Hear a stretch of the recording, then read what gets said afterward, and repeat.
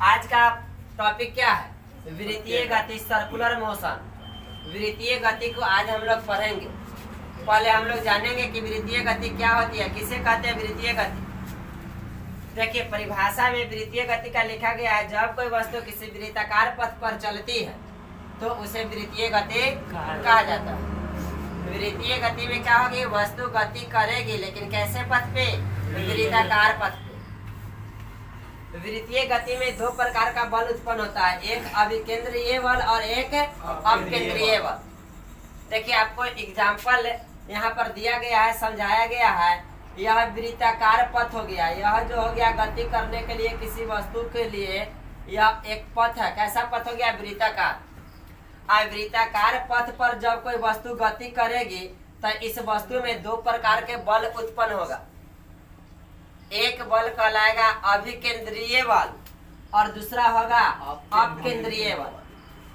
अब हम लोग जानेंगे कि अभिकेंद्रीय बल किसे कहेंगे और अपकेंद्रीय बल किसे कहेंगे। अभिकेंद्रीय बल होती है कि यह परिधि है, होगा ये परिधि है और यह वृत्त के लिए क्या है? केंद्र है। परिधि से जब केंद्र की ओर कोई बल लगता है तो इसी को कहा जाता है अभिकेंद्रीय बल। वृत्ताकार पथ पर गति करती हुई वस्तु में दो प्रकार की बल उत्पन्न होती है, एक अभिकेंद्रीय बल और दूसरा अपकेंद्रीय बल। अभिकेंद्रीय बल कैसे उत्पन्न होगी? तो जब वस्तु वृत्त के परिधि पर घूमेगी तो परिधि से केंद्र की ओर कोई बल कार्य करेगा, इस वस्तु पर केंद्र की ओर कोई बल लगेगा तो उसी बल को कहा जाएगा अभिकेंद्रीय बल। यह परिधि से यह केंद्र की ओर बल लग रहा है तो इसे कहा जाएगा अभिकेंद्रीय बल। इस अभी को बताए हैं कि परिधि से केंद्र की ओर बल लग रहा। और दूसरे स्थिति में हम लोग देख रहे हैं अपकेंद्रीय बल को। अपकेंद्रीय बल जस्ट इसका अपोजिट होता है, केंद्र से परिधि की तरफ बल लगाएगा, बाहर की तरफ। कहां से? केंद्र से परिधि की तरफ यह बल लगाएगा तो यह बल कहलाएगा अपकेंद्रीय बल। आपको दोनों इम्पोर्टेंट टॉपिक है पढ़ना है इसमें। अभिकेंद्रीय बल किसे कहेंगे और अपकेंद्रीय बल किसे कहेंगे, एक लाइन में समझ लीजिए। केंद्र से बाहर की ओर, परिधि की ओर जो बल लगेगा उसे कहा जाएगा अपकेंद्रीय। एक केंद्र है, केंद्र से या ऊपर की ओर, अप मतलब क्या होता है? ऊपर। तो ऊपर क्या है? परिधि है। तो केंद्र से परिधि की ओर जो बल लगेगा वो कहलाएगा अपकेंद्रीय बल। और परिधि से केंद्र की ओर जो बल लगेगा उसे कहा जाएगा अभिकेंद्रीय बल। अब देखते हैं हम लोग कि परिधि से केंद्र की ओर लगने वाला बल कहलाता है अभिकेंद्रीय बल। अभिकेंद्रीय बल के कारण कुछ घटनाएं होती है, कुछ कार्य होती है। एग्जाम्पल में हम लोग देखते हैं अभिकेंद्रीय बल का क्या क्या उदाहरण है, कौन कौन सी क्रियाएं अभिकेंद्रीय बल पर होती है। अभिकेंद्रीय बल के सिद्धांत पर कौन कौन से कार्य होता है। तब सबसे पहला उदाहरण में है मोड़ पर साइकिल सवार को अंदर की ओर झुकना, किस बल के कारण होता है? अभिकेंद्रीय बल। होगा साइकिल सवार जब कोई इस तरह का रास्ता पर मोड़ लेता है तो मोड़ लेते समय जब साइकिल इधर से आ रहा है तो क्या होगा? साइकिल सवार इसके तरफ झुकेगा, जिधर मोड़ रहेगा उसके तरफ थोड़ा सा झुकेगा।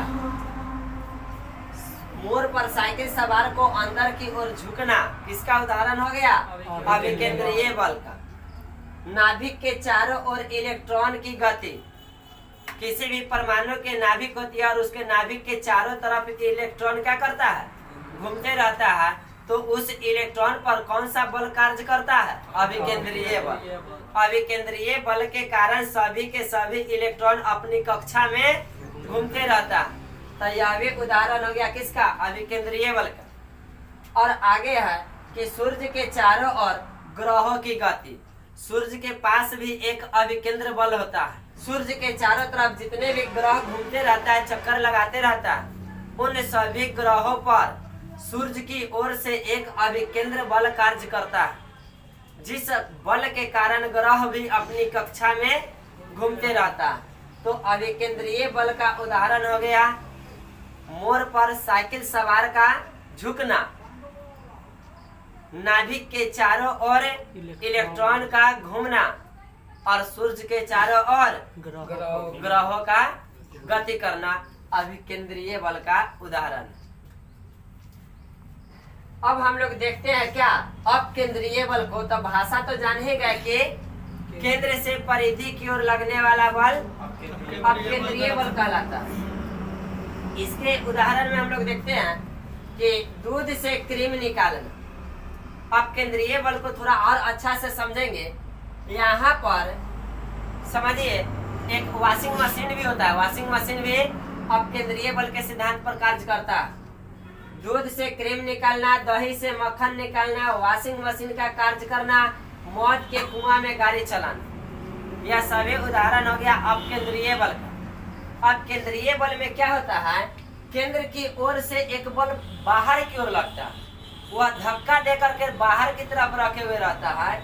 वॉशिंग मशीन यदि इस तरह का होता है तो इसके साइड में इस तरह से बना होता है और बीच में यहाँ पर बीच में इस टाइप से मोटर लगा हुआ रहता है कि कपड़ा को जब इसमें डाल दिया जाए और यह खूब स्पीड में जब खूब नाचेगा, गति करेगा, तो गति करने के दौरान क्या होता है, कपड़ा को कभी इधर भीगेगा, कभी इधर भीगेगा, कभी इधर भीगेगा, कभी इधर भीगेगा, कभी इधर भीगेगा, कभी इधर भीगेगा। मतलब केंद्र से बाहर की तरफ यह फेंकता है और बाहर की तरफ फेंकते समय क्या होता है, इसका यह परत घर्षण वाला जरूर होता है, खरोच जैसा बना होता है और इसमें क्या होता है, खुरचाते खुरचाते कपड़ा साफ होता है। तो यहाँ पर क्या होता है इसमें कि यहाँ से जो बल लगता है वह बल किस तरफ, कि केंद्र हो गया, केंद्र से लगता है परिधि की तरफ। अब केंद्रीय बल कहाँ लगता है, केंद्र से परिधि की ओर, बाहर की ओर जब बल लगता है तो यह दोनों तरफ क्या करता है, फेंकते रहता है, जिससे कपड़ा साफ होता है। इसमें चोट लगता है, पटका के कपड़ा साफ होता है। ऐसे भी कपड़ा को देखते हैं कि साफ करने वाले जो होते हैं, पानी में जब साफ किया जाता है तब पटक कपड़ा को साफ किया जाता है।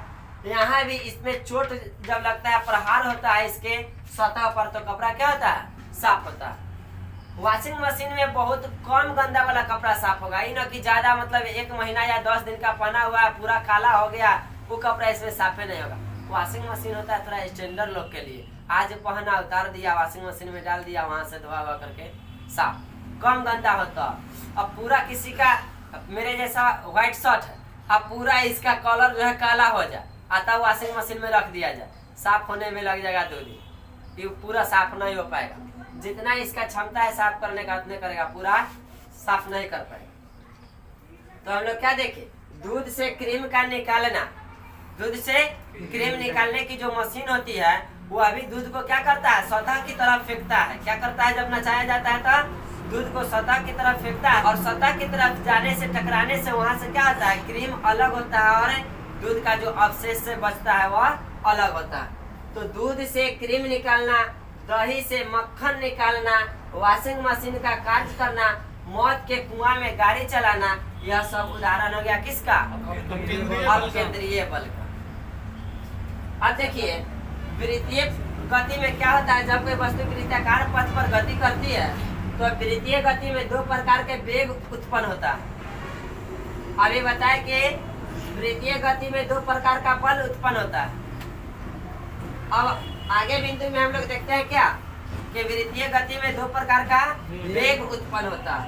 एक वेग होता है रेखीय वेग और एक होता है, रेखीय वेग को v से सूचित किया जाता है और कोणीय वेग को ओमेगा से, कोणीय वेग को ओमेगा से और रेखीय वेग को v से। वृत्तीय गति में 2 गो वेग उत्पन्न होता है, एक रेखीय वेग और दूसरा कोणीय वेग। बताए कि वृत्तीय गति में 2 गो बल उत्पन्न हुआ, अभिकेंद्रीय बल और अपकेंद्रीय बल। अब बताए कि वृत्तीय गति में 2 गो वेग उत्पन्न होता है, रेखीय वेग और कोणीय वेग। रेखीय वेग को सूचित किया गया v से, कोणीय वेग को सूचित किया गया ओमेगा से। अब यहीं से हम लोग रेखीय वेग कोणीय वेग को जान लेंगे थोड़ा सा, तब इस पर आधारित न्यूमेरिकल हम लोग बनाएंगे। मुख्य रूप से वृत्तीय गति में पढ़ना क्या था, वृत्तीय गति क्या होती है और वृत्तीय गति के दौरान कौन कौन से बल उत्पन्न होता है, तो हम लोग देख लिए वृत्तीय गति देख लिए। वृत्तीय गति के कारण दो गो बल हुआ, अभिकेंद्रीय बल और अपकेंद्रीय बल, उसको भी देख लिए। अब दो गो जो वेग उत्पन्न होता है यह दोनों को देखते हैं। वृत्तीय गति में दो प्रकार के वेग उत्पन्न होता है। वृत्तीय गति में दो प्रकार के वेग उत्पन्न होता है, एक रेखीय वेग और दूसरा कोणीय वेग। रेखीय वेग को सूचित किया गया v से और कोणीय वेग को ओमेगा से। अब यहाँ से हम लोग वेग के बारे में थोड़ा सा जानकारी ले लेते हैं ताकि न्यूमेरिकल बनाने में सहायता हो। वेग से संबंधित बिंदु अब हम सब देखते हैं क्या, रेखीय वेग। रेखीय वेग के लिए सूत्र होता है क्या, s बटा t, जिसे हम लोग s को देखे दूरी के रूप में और t को देखे समय के रूप में। तो रेखीय वेग के लिए सूत्र हो गया। आपको क्वेश्चन दे देगा रेखीय वेग निकालने के लिए, तो रेखीय वेग बराबर क्या लिखेंगे, दूरी बटा समय, s बटा t। आगे है कोणीय वेग, तो कोणीय वेग ओमेगा बराबर क्या होता है, थीटा बटा t। थीटा मतलब कोण, कोण बटा समय। कोणीय वेग में जो दूरी तय होगा उसे हम लोग थीटा से प्रदर्शित करेंगे। तो यहाँ दूरी था, यहाँ पर क्या हो गया, कोण। कोणीय वेग के लिए कोण बटा समय, रेखीय वेग के लिए दूरी बटा समय। रेखीय वेग के लिए s बटा t और कोणीय वेग के लिए थीटा बटा t। एक चक्कर में ओमेगा का मान क्या होगा, कोई वृत्ताकार पथ पर कोई वस्तु जब गति कर रही है तो एक चक्कर में जो कोणीय वेग का मान होगा, जो ओमेगा होगा, वह क्या होगा, 2 बटा t के बराबर। 2 बटा t के बराबर होगा एक चक्कर में ओमेगा का मान। एक चक्कर में यदि ओमेगा का मान 2 बटा t होता है तो दो चक्कर पूछ देगा तो 2 बटा t गुने 2। 3 चक्कर में पूछेगा तो 2 बटा t गुने 3। इसी तरह से 4 चक्कर, 5 चक्कर, 10 चक्कर में पूछेगा तो अगला पॉइंट देखिए, n चक्कर में। n चक्कर में ओमेगा का मान क्या होगा, 2 बटा t गुने n। n का मान कुछ भी हो सकता है, 2 चक्कर, 4 चक्कर, 5 चक्कर, 6 चक्कर, 10 चक्कर। अब अगला पॉइंट क्या है कि रेखीय वेग और कोणीय वेग में एक संबंध होता है। रेखीय वेग और कोणीय वेग में संबंध क्या होता है, v बराबर r ओमेगा। v क्या है, रेखीय वेग, r क्या है, त्रिज्या। वृत्ताकार पथ है तो वृत्त में एक त्रिज्या होती है, तो r हो गई त्रिज्या, ओमेगा हो गया कोणीय वेग। तो रेखीय वेग और कोणीय वेग के बीच एक रिलेशन होता है, v बराबर r ओमेगा। अब हम लोग एक और बिंदु को देखते हैं कि वृत्तीय पथ पर गति के लिए, वृत्ताकार पथ जो है इस पथ पर गति के लिए कभी कभी पूछ देता है कि एक चक्कर में कितना दूरी तय करेगा, 2 चक्कर में कितना दूरी तय करेगा। कभी कभी चक्करों की संख्या पूछ देगा, कभी कभी चक्करों की संख्या दे देले है तो दूरी पूछेगा। कभी कभी दूरी और चक्कर की संख्या दोनों देले है तो इस वृत्ताकार पथ की त्रिज्या पूछेगी। तो कभी व्यास पूछा जाएगा, तो त्रिज्या पूछे, व्यास पूछे, दूरी पूछे, चक्करों की संख्या पूछे, उसके लिए एक रिलेशन क्या है, चक्करों की संख्या गुने परिधि बराबर होती है दूरी। चक्करों की संख्या, चक्करों के संख्या गुने परिधि बराबर होता है क्या, दूरी। अब सुनिए कैसे होता, एक चक्कर में किसी वस्तु द्वारा वृत्ताकार पथ पर जो दूरी तय होगा वह एक परिधि के बराबर होगा। यह क्या है, वृत्त की क्या है, परिधि है। यह क्या है, वृत्त की परिधि है। इसके कोई एक बिंदु से यदि कोई वस्तु यहाँ से गति करते हुए यहाँ तक आ जाती है तो कंप्लीट एक चक्कर पूरा हुआ। तो एक चक्कर में कितना दूरी तय हुआ, एक चक्कर में एक परिधि के बराबर दूरी तय हुआ। तो 2 चक्कर में 2 परिधि के बराबर दूरी तय होगा, 3 चक्कर में 3 परिधि के बराबर दूरी तय होगा। तो इसी तरह से 4 चक्कर में पूछ दे कि कितनी दूरी तय होगा, तो 4 गुने परिधि। 4 चक्कर में दूरी कितना होगा, 4 गुने 2πr, 4 गुना 2πr। 2πr क्या हो गया, वृत्त की परिधि। तो 4 गुने परिधि क्या हो गया, 4 चक्कर में तय की गई दूरी। तो इसीलिए तो हम लिखे हैं चक्करों की संख्या गुने परिधि से ज्ञात होगा क्या चीज, दूरी। और सुनिए, चक्करों की संख्या गुने परिधि से आपको बहुत सारा क्वेश्चन बनाने के लिए मिलेगा। चक्करों की संख्या देगा, परिधि भी देगा, तो पूछा जाएगा क्या, दूरी ज्ञात करें। तो दूरी हम लोग कैसे निकालेंगे, चक्करों की संख्या गुने परिधि। क्या ज्ञात होगा, दूरी। यदि आपको परिधि निकालना हो तो 2 बिंदु देगा, कौन कौन, चक्करों की संख्या दे देगा और दूरी दे देगा। तो परिधि निकालने के लिए क्या करेंगे, परिधि बराबर दूरी बटा के नीचे चक्करों की संख्या। इधर गुना में चक्करों की संख्या है तो दूसरी तरफ भागा में जाएगा। तो परिधि के लिए सूत्र क्या हो जाएगा, परिधि बराबर दूरी बटा चक्करों की संख्या। यदि चक्करों की संख्या पूछा जाए तो दे देगा क्या, परिधि देगा, दूरी देगा, चक्करों की संख्या निकालना होगी तो चक्करों की संख्या बराबर दूरी बटा परिधि। कभी कभी आपको परिधि देगा नहीं, आपको दे देगा त्रिज्या, तो त्रिज्या से परिधि निकाल सकते हैं ना, त्रिज्या से परिधि निकाल सकते हैं, परिधि बराबर 2πr। तो त्रिज्या से परिधि निकाल लेंगे और परिधि को उधर बटा के नीचे कर देंगे, चक्करों की संख्या ज्ञात हो जाएगी। तो आज की जो टॉपिक था मूल रूप से हम लोग का वृत्तीय गति, और वृत्तीय गति में पढ़ना क्या था, अभिकेंद्रीय बल, अपकेंद्रीय बल, रेखीय वेग, कोणीय वेग, यह चारों बिंदु को पढ़ना था। चारों बिंदु हम लोग पढ़ लिए। अब रेखीय वेग और कोणीय वेग से संबंधित जो भी न्यूमेरिकल होगा उसको अभी हम लोग बनाएंगे। क्वेश्चन क्या कहता है, किसी घड़ी में सेकंड की सुई की लंबाई दिए हुए कितना 5 सेंटीमीटर में दिले, तो इसका पूछ रहा है वेग क्या होगा। देखिए घड़ी के सुई में, घड़ी में जो सुई होगी वह सुई किसका काम करेगी, त्रिज्या का। तो त्रिज्या का मान हम लोग के पता है कितना, 5 सेंटीमीटर। त्रिज्या का मान 5 सेंटीमीटर। और पूछ रहा है कि वेग क्या होगा, तो भी बराबर पूछ दिया। अब भी बराबर अभी हम लोग जाने हैं, भी बराबर क्या चीज, वेग पूछा। वेग निकालने के लिए कहा तो अब आप सोचने लगे कि रेखीय वेग की कोणीय वेग, ना रेखीय वेग पता चल रहा है ना कोणीय वेग का पता चल रहा है। और रेखीय वेग कहता तो साफ साफ हम लोग लिख लेते भी बराबर क्या चीज, s बटा t। लेकिन कब, जब फिर दूरी पता रहता है तब। कोणीय वेग निकालते ओमेगा बराबर क्या बताते, थीटा बटा t। कब, जब इसमें कोण का मान दिए हुए रहता है तब। अभी वेग कहा है तो हम लोग वेग के लिए एक सूत्र देखे हैं, v बराबर r ओमेगा। अब यहाँ से हम लोग निकालेंगे, r को r लिखेंगे, ओमेगा के जगह क्या लिखेंगे, 2π, 2π बटा t। अभी बताए है ना, ओमेगा बराबर घड़ी में, सुनिए ध्यान दीजिए, घड़ी है और सेकंड की सुई जब यहाँ है, यह तो त्रिज्या के बराबर हो गया। और जब यह इस तरह से इसमें चक्कर लगाएगा तो एक चक्कर पूरा करेगा ना, तो एक चक्कर में ओमेगा का मान क्या बताया, 2π बटा t।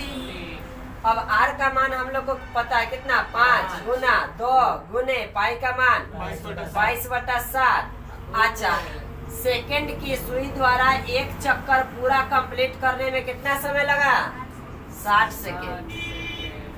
सेकंड की सुई द्वारा पूरे एक चक्कर कंप्लीट करने में 2π को पूरा करने में कितना समय लगेगा, 2π को पूरा करने में 60 सेकेंड। एक चक्कर पूरा करने में 60 सेकेंड, तो बटा के नीचे t के वैल्यू कितना लिख दी, 7। अब हम लोग इसको काटेंगे, 5 गुना 10 छक्का 60 हो गया। 2 से 3 बार में, 2 से 11 बार में, 11 बटा 21। अब 11 बटा 21 क्या चीज, सेंटीमीटर, सेंटीमीटर पर सेकेंड। यह हो गया क्या, वेग। और एक घड़ी की सेकंड वाली सुई की लंबाई दे रहे 3 सेंटीमीटर। इसका मतलब क्या समझ लिए, वृत्त की त्रिज्या 3 सेंटीमीटर। तो इसकी नोक की कोणीय वेग एवं रेखीय वेग ज्ञात करना है। कोणीय वेग भी ज्ञात करना है और रेखीय वेग भी ज्ञात करना है। तो कोणीय वेग के लिए आपको सूत्र बताए, ओमेगा बराबर, कोणीय वेग ओमेगा बराबर 2π बटा t। सेकेंड वाली सुई है ना, तो सेकेंड वाली सुई को एक चक्कर पूरा करने में 60 सेकेंड। तो 2π का मान 22 बटा 7, और इसे समय लगा कितना देर का, 60 सेकेंड का। काटेंगे, 2 से कई बार में कटेगा, 30 बार में, 2 से 15 बार में, 2 से 11 बार में, कितना हो गया, 11 बटा 15 सत्ते 105। क्या चीज निकालना था, कोणीय वेग। कोणीय वेग का मात्रा क्या होता है, रेडियन प्रति सेकेंड, रेडियन प्रति सेकेंड। रेखीय वेग के लिए देखिए, रेखीय वेग v बराबर क्या, r ओमेगा। आर का मान कितना क्वेश्चन में दे ले, आर का मान 3 3 सेंटीमीटर 3 और गुने ओमेगा के लिए क्या लिखेंगे, ओमेगा के लिए अभी हम सब निकाल के लाए, 105 ओमेगा के लिए यहाँ पर निकाल के लाए हमारे 11 बटा 105 11 बटा 105। अभी अभी ओमेगा का मान हम लोग निकाल करके लाए हैं कितना 11 बटा 105। तो ओमेगा की जगह लिख दिए 11 बटा 105, 3 से कट जाएगा कितने बार में 35 बार में, तो हो गया 11 बटा 35 सेंटीमीटर प्रति। अगला क्वेश्चन कह रहा है एक वृत्त पर गति करते हुए एक कण का वेग दिया है कितना 5 मीटर प्रति सेकंड तथा अभिलंब त्वरण उस वस्तु में त्वरण वेग उत्पन्न हो रहा है। अभिलंब त्वरण का मान दिया है 10 मीटर प्रति सेकंड स्क्वायर। तो वृत्त की त्रिज्या क्या हो? सुनिए, एक वृत्ताकार पथ जब है और इस पर कोई पिंड गति कर रही है तो उससे में त्वरण भी उत्पन्न होगा। काहे कि प्रत्येक मोड़ पर उसका वेग बदलेगा तो त्वरण उत्पन्न नहीं होगा इसमें।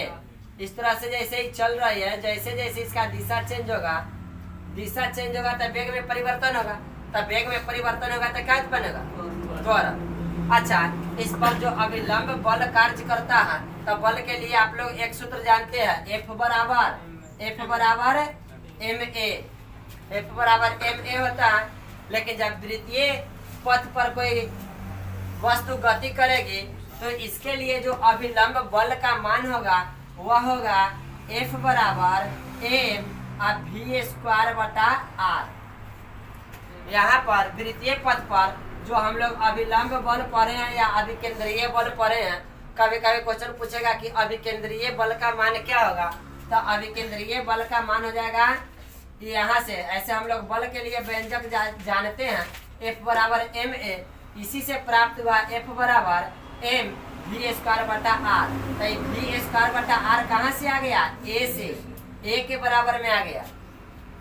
वृत्तीय पथ पर जब कोई वस्तु गति करेगी तो इस यहाँ उस वस्तु में जो त्वरण उत्पन्न होगा वह a बराबर होगा v स्क्वायर बटा r। वृत्तीय पथ पर गति करते हुए वस्तु में उत्पन्न त्वरण a बराबर होता है v स्क्वायर बटा r। तो यहाँ से बल यदि निकालना हो तो बल बराबर हम सब क्या लिखेंगे, F बराबर ma। तो ma के जगह पर a ना लिख करके क्या लिखेंगे, v स्क्वायर बटा r। v स्क्वायर बटा r क्या है, वृत्तीय पथ पर गति करते हुए वस्तु में उत्पन्न त्वरण। क्लियर है? तो अब हम लोग इसी कंसेप्ट से ये त्वरण से हम लोग यहाँ क्वेश्चन बनाएंगे। कहता है कि त्वरण का मान दिया है कितना 10 मीटर प्रति सेकंड स्क्वायर और वेग दिया है कितना 5 मीटर प्रति सेकंड, v बराबर 5 मीटर प्रति सेकंड और त्वरण a बराबर दिया है क्या 10 मीटर प्रति सेकंड स्क्वायर। और हम लोग जानते हैं त्वरण के लिए क्या चीज, a बराबर होता है v स्क्वायर बटा r। तो a का मान दे लिया क्वेश्चन में कितना 10 अब बराबर v स्क्वायर, तो v का मान 5 का स्क्वायर करेंगे बटा के नीचे r तो हम लोग को निकालना है। पूछ तो रहा है कि वृत्त की त्रिज्या क्या होगी, तो r बराबर देखिए क्रॉस गुना करेंगे तो क्या हो जाएगा 10r हो जाएगा, 5 का स्क्वायर क्या हो जाएगा 25। तो r बराबर क्या होगा 25 बटा 10, बोले तो r बराबर हो गया 2.5। 2.5 इसकी त्रिज्या हो जाएगी। अच्छा, मीटर तो यहाँ पर हो जाएगा क्या चीज मीटर, हो गया वृत्त की त्रिज्या 2.5 मीटर। सुनिए, क्वेश्चन बहुत अच्छा है। आपको अभी तुरंत हमें एक रिलेशन बताएं। वो रिलेशन क्या था, चक्करों की संख्या गुने परिधि बराबर दूरी बताए हैं। वही रिलेशन से क्वेश्चन है। कहता है कि गाड़ी का पहिया अपनी धुरी के चारों ओर 350 बार घूमकर 1.76 किलोमीटर की दूरी तय कर लेता है, तो उस पहिए का व्यास बताना है, सेंटीमीटर में बताना है पहिए का व्यास। आपको हम बताए हैं अभी कि यदि त्रिज्या पूछे तब भी हम लोग परिधि निकालेंगे, व्यास पूछेगा तब भी परिधि निकालेंगे, यदि एक चक्कर में तय की गई दूरी कहे तब भी परिधि निकालेंगे। एक चक्कर में तय की गई दूरी बराबर एक परिधि। अब दिया है क्या क्या, दिया है दूरी। देखिए दूरी पता है, दूरी बराबर 1.76 किलोमीटर। और चक्करों की संख्या भी पता है, 350। चक्करों के संख्या भी पता है हम लोग को कितना, 350 बार। अभी आपको हम एक रिलेशन बताए हैं कि चक्करों की संख्या, चक्करों के संख्या गुणे परिधि बराबर होता है क्या, दूरी। अब ये 3 गो राशि में से कोई 2 राशि देगा, तीसरी राशि हम लोग को निकालना है। तो बताइए दिया है क्या क्या चीज, दूरी दिया, चक्करों की संख्या पूछी, दूरी दिया, चक्करों की संख्या दिया, परिधि नहीं दिया। तो हम लोग क्या लेकर के चलेंगे, परिधि। क्या लेकर के चलेंगे, परिधि। अब परिधि बराबर हम सब लिखेंगे क्या चीज, परिधि बराबर चक्करों, दूरी बटा चक्करों की संख्या, परिधि बराबर दूरी बटा चक्करों की संख्या, यही ना होगा। अब ध्यान दीजिए, परिधि होता है 2πr, परिधि होता है 2πr बराबर दूरी तो देले है 1.76, लेकिन क्या चीज में, किलोमीटर में। आप पहिए का जब भी व्यास होगा तो वह मीटर से भी कम होगा, जब भी होगा तो सेंटीमीटर में होगा। क्वेश्चन कह भी रहा है क्या चीज, सेंटीमीटर में ज्ञात कर। यह दूरी है किलोमीटर में। पहले तो हम लोग को इसको मीटर में चेंज करने के लिए 1000 से गुना कर देंगे। अब यह हो गया दूरी क्या चीज में, मीटर में। अब इसको सेंटीमीटर में गुना करने के लिए एक बार और 100 से गुना कर देंगे, दूरी हो गया क्या चीज में, सेंटीमीटर में। और बटा के नीचे दशमलव हटाने के लिए 100 दे दी। उसके बाद चक्करों की संख्या, चक्करों की संख्या क्वेश्चन दे रखा है कितना, 350, गुना में कर दिए 350। परिधि के सामने 2πr, और 2πr का मान कितना होता है, पहले देखिए इधर काट लीजिए, 2 और 1 3 जीरो से 3 जीरो कट गया। उसके बाद 5 से काटेंगे, 5 7 35, 5 से इसको काट दिए क्या बार में, 20 बार में। अब देखिए 2 का 2 गुना पाई का मान 22/7, और r को छोड़ दिए। r को काहे छोड़ दिए, ऐसे कर लेते हैं, r को 2 के साथ में रख लेते हैं। तो ऐसा कर लिया हम लोग क्या, 2r, क्या लिख दिए, 2r गुना पाई का मान 22/7। 2r को हम लोग जानते हैं कि 2r क्या होता है, वृत्त का व्यास होता है। व्यास d बराबर क्या होता है, 2r। क्वेश्चन में पूछा क्या है, व्यास पूछा है, तो हम लोग 2r का वैल्यू निकाल लेंगे, व्यास पता चल जाएगा। तो 2r को 2r रहने दिए, पाई का मान 22/7 बराबर के दूसरे तरफ 176 गुना 20, और बटा के नीचे 7, बटा के नीचे 7 से बटा के नीचे का 7 कट गया, 22 से ये वाला कट जाएगा, कई बार में 8 बार में कट गया। तो 2r बराबर कितना हो गया, 160 सेंटीमीटर। आंसर तो हो गया, वृत्त का व्यास पता चल गया, 2r बराबर 160 सेंटीमीटर। छपिए अगला क्वेश्चन क्या कहता है कि एक पहिए का व्यास है 98 सेंटीमीटर, व्यास दिया, इसे 1540 मीटर की दूरी तक चलने में कितने चक्कर लगाना।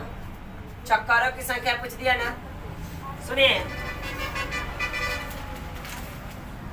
2r का वैल्यू दिया है 98 सेंटीमीटर, व्यास बोले तो 2r का वैल्यू दिया, और क्या दिया है, दूरी दिया है कितना, दूरी बराबर दिया है 1540 मीटर। तो दूरी पता, अब व्यास से परिधि भी हम लोग पता कर लेंगे, परिधि भी समझिए तो पता, व्यास पता है मतलब परिधि पता। तो 2 चीज तो हम लोग के हाथ में है, निकालना क्या बच गया, चक्करों की संख्या, चक्करों के संख्या। तो चक्करों की संख्या के लिए हम सब सूत्र जानते हैं,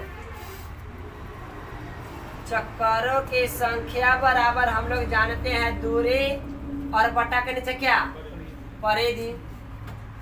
परिधि तो पास में है नहीं, लेकिन क्या 2r तो है ना, 2r से परिधि ला सकते हैं। परिधि बराबर क्या बताएं, परिधि बराबर 2πr। इसमें 2r आया कि नहीं, तो 2r तो हम लोग को है, एगो बच गया कौन, पाई। एगो बच गया 5। 2r का वैल्यू हम लोग अपना से रख लेंगे। 2r का वैल्यू कितना 98 और पाई का मान 22/7। 7 से कट जाएगा कई बार में 14 7 98 14 बार में 14 दूना 28 के 8 14 दूना 28 और 2 30। इतना हो गया क्या चीज परिधि परिधि परिधि गया सेंटीमीटर में हो गया सेंटीमीटर में हो गया ना। अब ध्यान दीजिए दूरी कितना दे ले 1540 तो दूरी के जगह पर लिखेंगे 1540। ये दूरी क्या चीज में है मीटर में इसको सेंटीमीटर में कर लेंगे 100 से और बटा के नीचे जो परिधि आया सेंटीमीटर में कितना आया 308। 308 से काट दीजिए 8 × 40 3 × 15 कई बार में 5 बार में हो गया। 5 को 100 से गुना करेंगे 500 चक्कर बन गया।